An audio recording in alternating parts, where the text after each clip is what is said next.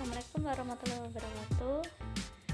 Ini saya akan menjelaskan isu kontemporer kebijakan fiskal dan moneter Islam pajak. Jadi, apa sih itu kebijakan fiskal pajak Islam? Jadi, kebijakan fiskal atau politik fiskal memiliki arti yang diambil oleh pemerintah dalam bidang anggaran belanja negara dengan maksud untuk mempengaruhi jalannya perekonomian. Dalam prinsip Islam mengenai kebijakan fiskal serta anggaran belanja memiliki tujuan untuk mengembangkan suatu masyarakat yang didasarkan atas distribusi kekayaan berimbang dengan menempatkan nilai-nilai material dan spiritual pada tingkat yang sama. Sekarang kita beralih ke macam-macam kebijakan fiskal. Jadi macam-macamnya itu ada 4. Yang pertama, pembiayaan fungsional. Yang kedua, pengelolaan anggaran. 3, stabilisasi anggaran otomatis. Dan yang terakhir, anggaran belanja seimbang.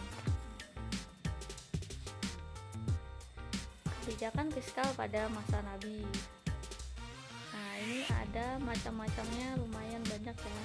Yang pertama ada sumber yang tidak terikat, selanjutnya ghanimah atau yang biasa kita kenal dengan harta rampasan perang, zakat, kharaj, jizyah, dan penerimaan lain. Beralih ke kebijakan moneter. Kebijakan moneter atau politik moneter merupakan politik negara dalam menentukan peraturan-peraturan dan tindakan-tindakan dalam lapangan keuangan negara. Kebijakan moneter Islam berpijak pada prinsip-prinsip dasar ekonomi, diantaranya kekayaan tidak boleh ditumpuk terus-menerus atau ditimbun. Kedua, kekayaan harus diputar, dan menghilangkan jurang perbedaan antara individu dalam perekonomian dapat menghapus konflik antar golongan. Adapun tujuan dari kebijakan moneter dalam Islam. Yang pertama, kesejahteraan ekonomi dengan kesempatan kerja penuh. Kedua, keadilan sosioekonomi dan distribusi pendapatan dan kekayaan. Dan yang terakhir, stabilitas nilai uang. Instrumen kebijakan moneter dalam Islam. Yang pertama, ada kontrol kualitatif pada penyaluran dana. Dan selanjutnya, yang terakhir ini, metode yang dapat menjamin alokasi pembiayaan dapat berlangsung dengan baik pada sektor-sektor yang bermanfaat dan produktif. Nah, ini instrumen-instrumen dalam yang materi yang kita pelajari saat ini. Jadi, instrumennya yang pertama itu pasar modal. Jadi, apa sih itu pasar modal? Jadi, pasar modal menurut Kamus Hukum Ekonomi diartikan sebagai pasar atau tempat bertemunya penjual dan pembeli yang memperdagangkan surat-surat berharga jangka panjang, misalnya saham dan obligasi. Nah, fungsi dari pasar modal itu apa sih? Yang pertama, menambah modal bagi usaha, pemerataan pendapatan, peningkatan kapasitas produksi, penciptaan tenaga kerja, dan peningkatan pendapatan negara. Nah, instrumen pasar modal ini tadi udah dijelasin sebelumnya, ada saham dan obligasi. Nah, obligasi. Apa itu obligasi? Nih, obligasi secara ringkasnya adalah utang, tapi berbentuk security. Penerbit obligasi adalah si peminjam atau debitur, sedangkan pemegang obligasi adalah pemberi pinjaman atau kreditur, dan kupon obligasi adalah bunga pinjaman yang harus dibayar oleh debitur pada kreditur.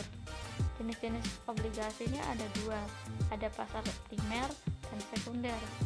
Dan lembaga yang terlibat pada pasar modal ini ada 4 ya teman-teman. Yang pertama ada emiten, investor, penjamin emisi, atau yang terakhir ini perantara pedagang efek broker atau pialang. Nih, obligasi itu ternyata ada yang syariah loh. Jadi obligasi syariah atau sukuk menurut fatwa DSN atau yang biasa disebut dengan Dewan Syariah Nasional adalah suatu surat berjangka panjang berdasarkan prinsip-prinsip syariah yang dikeluarkan oleh emiten kepada pemegang obligasi syariah, yang mewajibkan emiten untuk membayar pendapatan kepada pemegang obligasi syariah berupa bagi hasil atau margin atau fee, serta membayar kembali dana obligasi pada saat jatuh tempo. Nih, jenis obligasi itu ada 4 ya. Jadi sukuk mudoroba, sukuk ijaroh, sukuk musyakaro, sukuk salam. Nih, prosedur dalam melakukan obligasi itu yang pertama kita membuka rekening, memahami produk obligasi, melakukan analisis, memberikan amanat beli, menyiapkan dana, menyelesaikan pembayaran obligasi. Nih, pihak yang terlibat pada penerbitan sukuk itu apa sih? Yang pertama ada obligor, terus SPV dan investor. Nih, ini juga instrumen ya. Ada reksadana. Reksadana dapat diartikan sebagai kumpulan uang yang dipelihara bersama untuk suatu kepentingan. Sifat-sifat reksadana ini ada 2, yang tertutup dan yang terbuka. Adapun prinsip dasar reksadana syariah. Nih, jenis kegiatan usahanya tidak bertentangan dengan syariat Islam. Jenis transaksinya tidak mengandung hal-hal yang dilarang. Prinsip aturan investasi hanya pada efek-efek dari perusahaan yang kegiatan usaha utamanya dan hasil usaha utamanya sesuai dengan pedoman syariat Islam. Nih, bentuk reksadana itu ada 2 loh. Yang pertama adalah perseroan terbatas atau PT reksadana. Yang kedua, kontrak investasi kolektif. Kita